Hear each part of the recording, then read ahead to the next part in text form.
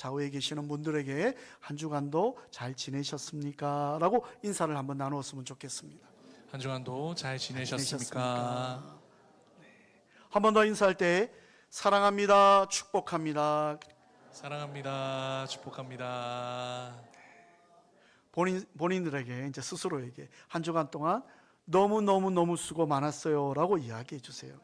너무너무 수고 많았습니다. 얼마 전 미국에서 한 포럼이 열렸는데요.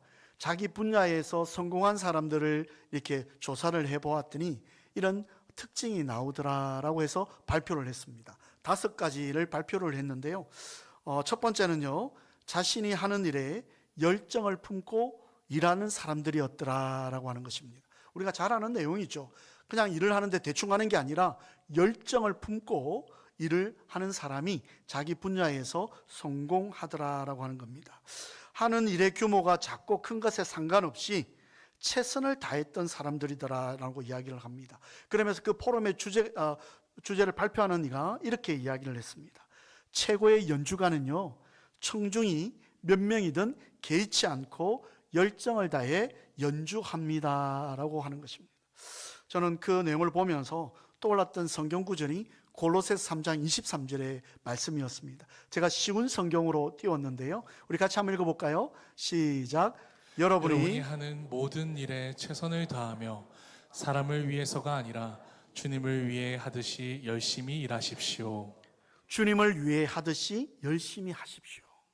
두 번째는 자신이 하는 일에 열심으로 기술을 연마하고 노력한 사람들이 자기 분야에서 성공하였더라라고 하는 주제였습니다. 자신이 하는 일에 뛰어난 이들은요, 개발하고 성장하고 배우고 일을 향상시키는 데 있어서 결코 멈추는 일이 없더라라고 하는 것입니다. 성공하기 위해서 뛰어나기를 소망하는 것뿐만 아니라 기술, 테크닉을 연마하더라라고 하는 것입니다.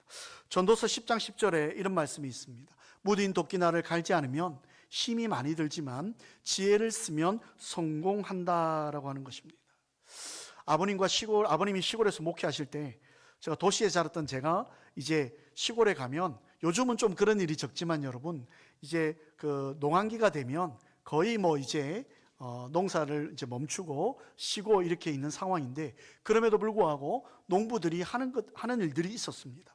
뭐 하느냐 했더니 이제 낫을 갈거나 또 이제 농기계를 사용하는 분들은 그 기간에 농기계를 수리를 하고 또 비료도 준비하고 이렇게 하는 것을 보았습니다. 그래서 제가 한 집사님에게 여쭤봤어요. 집사님, 제가 궁금해서 그러는데 이 농한기에 뭐 하시느라 뭐 농사 지을 것도 아닌데 이렇게 일들을 하십니까? 라고 물었더니 그 집사님이 이런 말씀을 하셨어요. 지금 이걸 준비하지 않으면 농사철에는요, 농사를 제대로 지을 수가 없어요 라고 말씀을 하셨어요. 그렇죠, 여러분. 우리가 어떤 일을 하기 위해서 평상시에 우리가 가진 어떤 기술들이나 여러 가지들을 연마하는 것이 필요하다. 세 번째는요, 자신이 한 말에 대해서는 책임을 지더라라고 하는 것입니다. 그러면서 그 포럼에서 이렇게 이야기했습니다. 그들이 하겠다고 말한 것을 어떤 일이 있어도 반드시 실행하는 사람들이었더라. 사회는 성실한 사람이 희박하기 때문에 이들은 매우 뛰어나다고 평가되어진다, 그렇게 이야기합니다. 잠언서 20장 6절에 많은 사람이 각기 자기의 인자함을 자랑하나니 충성된 자를 누가 만날 수 있으랴라고 하는 성경 구절이 있습니다. 자기가 맡은 일에 최선을 다하는 사람. 네 번째요. 네 번째는 같이 한번 읽어보았으면 좋겠습니다. 준비되셨나요? 시작. 항상 긍정적인 태도를 유지한다는 것입니다. 심한 압박감이나 비현실적인 요청이 와도 이 자기 분야에서 성공한 사람들은 불평하거나 부정적으로 생각하지 않더라는 거예요. 될 거다, 가능하다, 될 수 있다, 이렇게 긍정적인 태도를 취하더라는 겁니다. 그러면서 그 발제자가 이런 이야기를 했습니다. 불평하는 사람은 불만을 토로하는 것 외에는 잘하는 것이 없더라, 그렇게 이야기했습니다. 빌립보서 2장 14절 15절 말씀이 떠올랐는데요, 좀 긴데 쉬운 성경으로 번역을 했습니다. 같이 한번 읽어보겠습니다. 시작. 무슨 일을 하든지 불평하거나 다투지 마십시오. 그렇게 하면 어느 누구도 여러분을 잘못했다고 비난할 수 없을 것이며 여러분 역시 깨끗한 마음을 가질 수 있을 것입니다.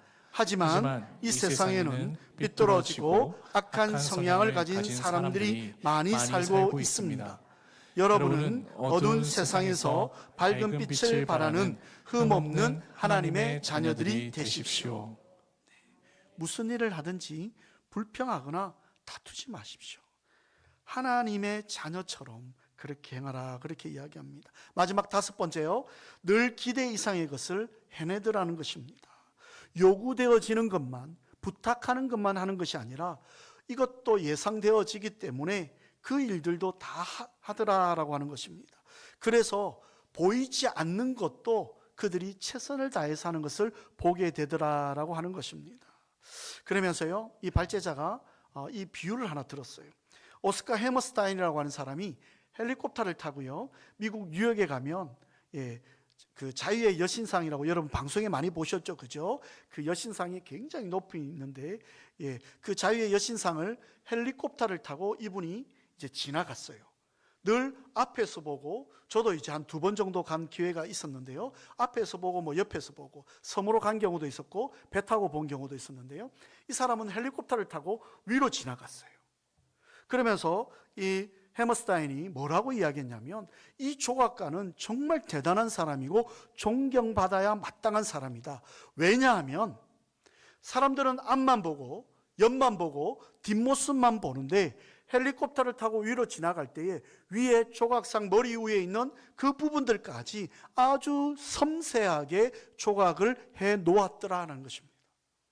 이 말은 뭐냐면, 여러분, 사람들은요 보이지 않잖아요. 앞만 보고 옆만 보고 뒷만 보는데 그 위에 누가 올라가서 보겠습니까? 올라가더라도 여러분 그걸 섬세하게 볼 수 있는 그런 어떤 모습은 없습니다. 이분이 헬리콥터를 타고 상공에서 보니까 그 모습이 보인 거예요. 드론을 띄워서 보면 그렇겠죠, 그죠? 그럼에도 불구하고 이 옛날에 이 조각상을 짓는 분이 대충 해도 마무리해도 괜찮을 텐데 그 머리 위에까지 섬세하게 조각해 놓았더라. 그래서 이 조각가는 존경받아 마땅하다라고 이야기를 합니다.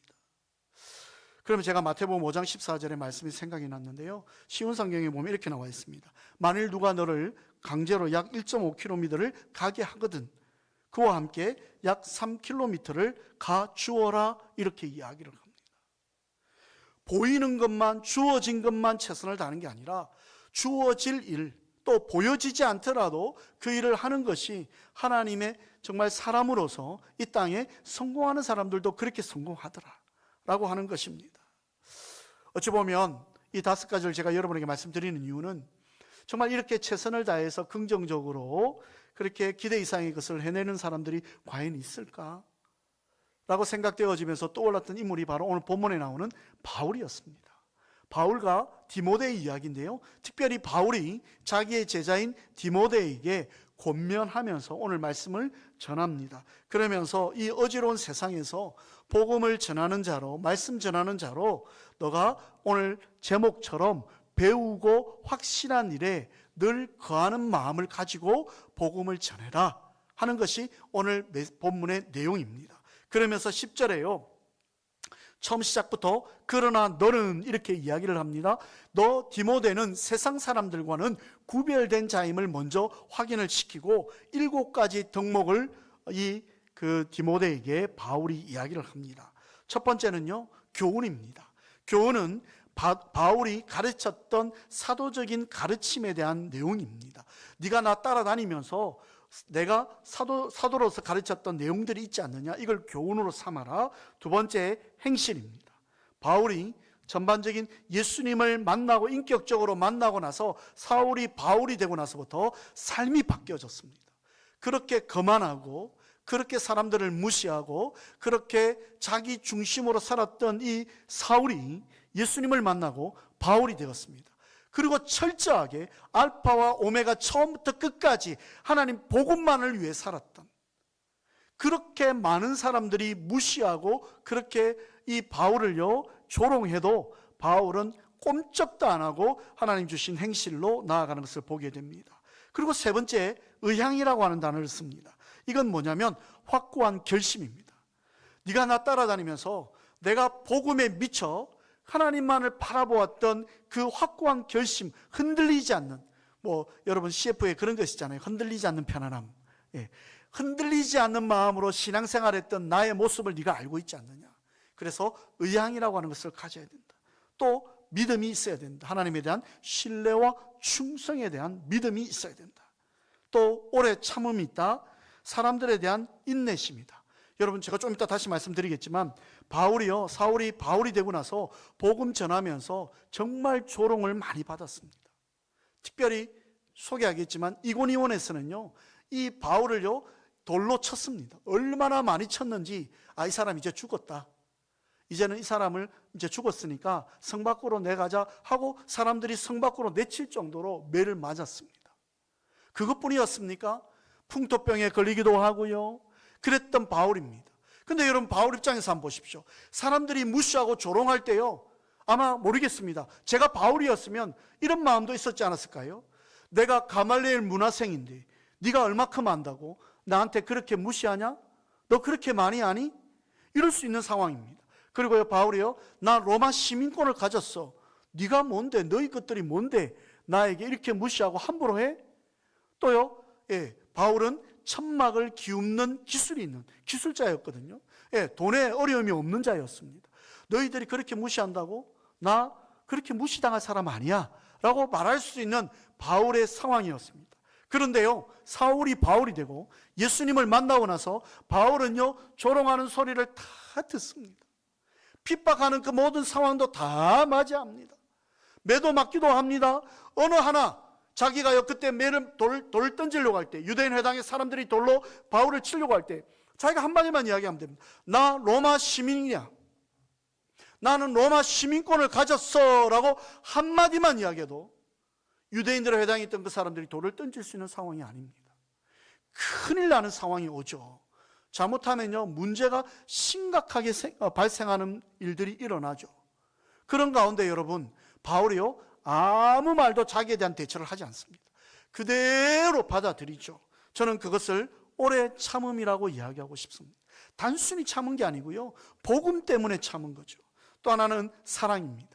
하나님을 향한 사랑과 사람들을 향한 사랑이 있었기 때문에 복음을 전하게 되온 거죠. 마지막으로 7번째는 뭐냐면 인내입니다. 어떠한 상황에서도 굴복하지 않는 끈기입니다. 목숨이 왔다 갔다 하는 상황이고 풍토병에 걸려도 나는 복음을 전할 것이다. 이 바울이요, 이 디모데에게 이 7가지를 소개합니다. 네가 나 따라다니면서 눈으로 보았지 않니? 이제 네가 이 7가지를 가지고 제가 조금 이따 말씀드린 14절에 나오는 배우고 확신한 일에 거하면 좋겠다. 그리고 복음을 전했으면 좋겠다라고 이야기를 합니다. 이렇게 말씀드리는 건요, 읽지 않았지만 앞에 디모데후서 3장 5절에 보면요, 경건의 모양은 있으나 경건의 능력은 부인하니라고 나옵니다. 예수 믿는다고 이야기하면서도, 교회 다닌다고 이야기하고 집 앞에 교패를 붙이고 그렇게 살아가면서도 삶은 성도의 삶이 아닌, 그리스도인의 삶이 아닌 그런 모습으로 살아가고 있는 성도들이 많았기 때문에 디모데에게 이 7가지를 소개하면서 너는 나하고 다니면서 배웠던 이 모습으로 복음을 전해라, 그렇게 이야기를 합니다. 여러분, 세상에 참 많이 믿는 자들이 있습니다. 여기뿐만 아니라 오늘도 수많은 이들이 예배를 드리고 있을 것입니다. 그런데요, 그 많은 사람들 중에서 정말 성도의 삶, 그리스도인의 삶을 자신하며 살아가고 있는 사람들이 과연 몇이나 될까요? 좀 너무 광범위합니까? 조금만 줄여서요, 우리가 이 땅을 살아가는 목적이 있습니다. 목적은 돈과 물질과 명예가 아니라 하나님의 영광을 위해서 우리가 살아가야 되는 것이 우리가 이 땅에 살아가야 될 존재 이유고 존재 가치이고 살아야 될 이유 중에 하나입니다. 그래서 하나님은요, 우리를 통해서 영광을 받고 싶어 하신다라고 직설적으로 말씀을 하셨어요. 소요리 문답에 제가 여러 번 말씀드린 것처럼 사람의 하나님께서 우리를 통해서 영광을 받고 싶어 하는 것이 사람이 이 땅에 존재하는 목적이다, 그렇게 이야기를 합니다. 우리의 삶의 목적이요, 나 자신의 성취감을 위해서 이웃과 가족을 위해 사는 것이 아니라 먼저는 하나님의 영광을 위해 영화롭게 하는 삶을 사는 것이 우리의 삶의 존재 이유다. 그러면 우리가 하나님을 위한 삶을 살아갈 때요, 하나님은 우리 그 영광을 받으시고 우리가 이 땅에서 또 주변의 많은 자들을 위해 살아갈 수 있는 그런 은혜를 주신다라고 하는 것입니다. 메테르 링크가 지은 동화책이 있습니다. 파랑새라고 하는 동화책. 여러분 혹시 읽어보신 분들 있으시죠? 성탄절 전날 밤에 두 오누이가 꿈을 꿉니다. 꿈속에서 광명의 여신이요 그들을 두 아이를 인도합니다. 그러면서 행복의 파랑새를 찾아 나서는 그런 모습이 나오는데요, 밤새도록 찾아 헤맸지만 그들이 원했던 행복의 파랑새는 찾지 못합니다. 그리고 이제 아침이 되어서 잠에 깼습니다. 아쉬운 마음을 가진 제 이 오누이가요, 잠에서 깨서 자기가 키우는 새장 안에 있는 새를 딱 바라보는데 그 새장 안에 있는 새가 그날따라 유난히 파랗게 보인 거예요. 그러면서 이 아이들이 뭐라고 이야기하냐면, 바로 이게 파랑새다. 내게 가까이 있는 것, 내가 늘 가까이 함께하는 것, 이것이 내 인생의 파랑새다. 우리가 쫓는 여러분 행복의 파랑새가 뭐라고 생각합니까? 물질이라고 생각하십니까? 건강요? 명예라고 생각하십니까? 우리가 쫓는 파랑새는 가까이 있습니다. 바로 주님이십니다. 주님이 우리와 함께하는 거죠. 어디서 우리가 그 많은 영광을 누릴 수 있을까요? 바로 주님 안에서 우리는 그 일들을 이루어갈 수 있는 것을 보게 됩니다. 그러면서 바울이 이야기합니다.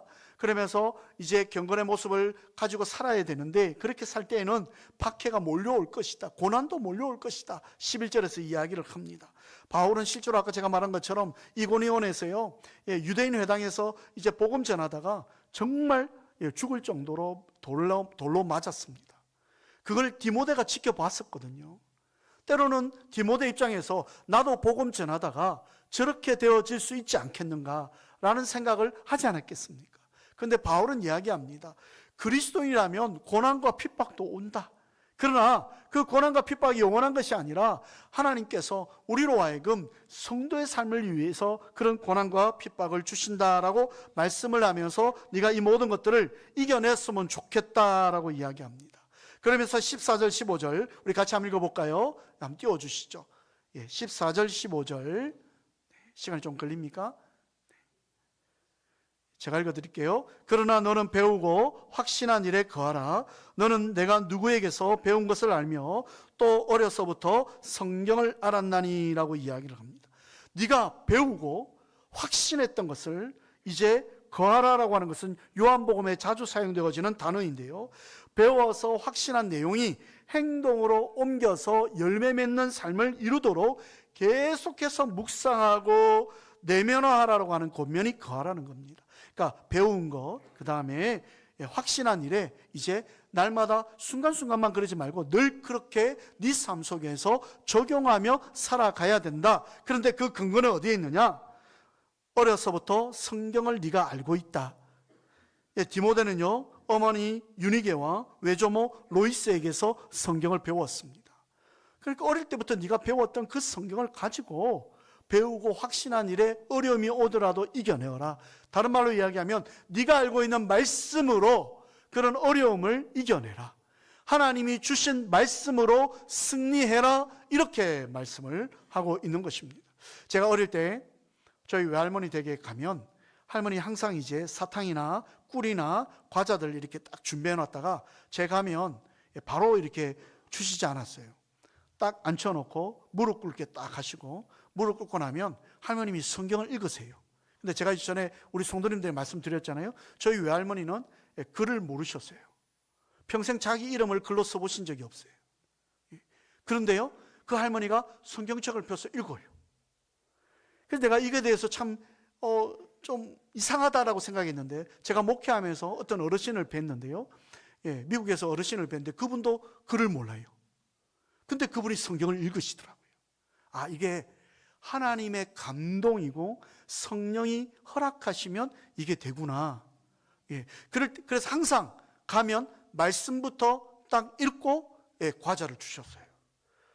그래서 저는 말씀 보는 게 어릴 때부터 귀찮거나 불편해하다 그런 생각이 들어요. 말씀 보면 사탕 먹으니까, 말씀 들으면 과자 먹으니까 항상 꿀송이보다 달다. 그게 그 말씀에 대한 좀 그런 어떤 긍정적인 마음이 있어요.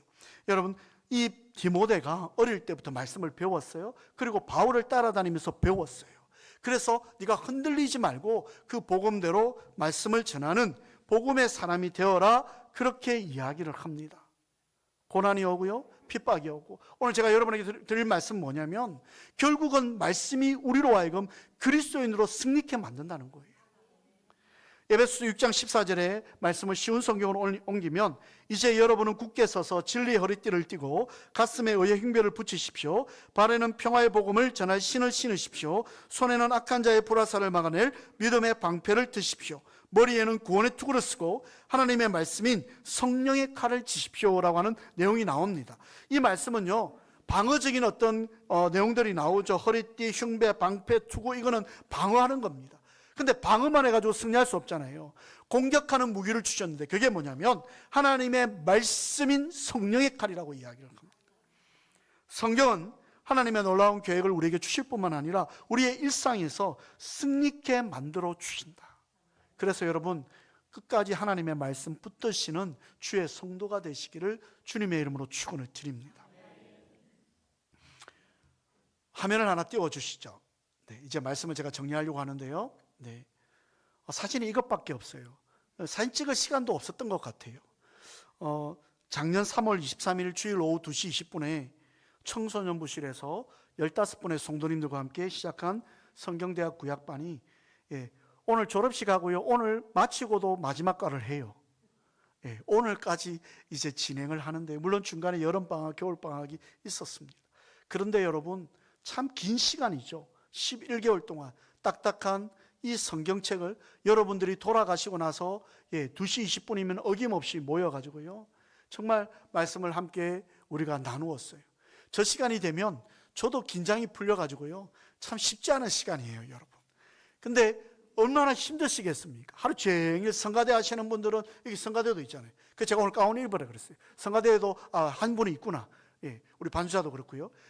아침에 일찍 와가지고요, 성가대 교사하면서 하루 종일 봉사하고요, 마치고 2시 20분에 모여가지고 2시간 반, 길 때는 2시간 좀 넘어가시면 힘들어 하시더라고요. 그래도 어떨 때는 3시간까지도 그렇게 열심히 최선을 다하는 모습을 보고요, 참 제가 많은 도전을 받았습니다. 물론 창세기부터 우리가 말라기까지 구약 성경을 공부했다고 해서 성경에 대해 잘 아는 건 아닙니다. 그러나 성경을 통해서 하나님께서 내 삶의 주인은 하나님이시다는 것, 하나님의 말씀이 내 삶을 이끈다라고 하는 것은 우리가 분명히 배웠다고 저는 생각을 합니다. 그래서 15분께 감사를 드리고요, 그래서 제가 오늘 졸업식을 수료식이 아니라 졸업 예배로 드렸습니다.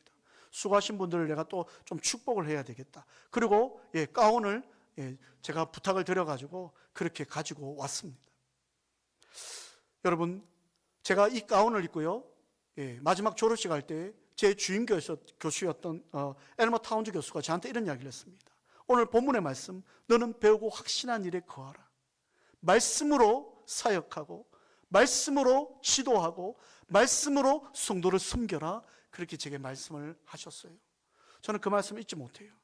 목회를 하면서 다른 어떤 재미난 말씀도 있지만 중요한 것은 이 성경 말씀이 진리이고 우리의 삶을 이끌어 간다라고 하는 것입니다. 여러분, 마지막 자막을 한번 띄웠습니다. 하나님의 말씀이 이끄는 삶을 살기 위해서 우리가 성경을 본다는 것을 잊지 않으시는 저와 여러분 되시기를 주님의 이름으로 축원을 드립니다.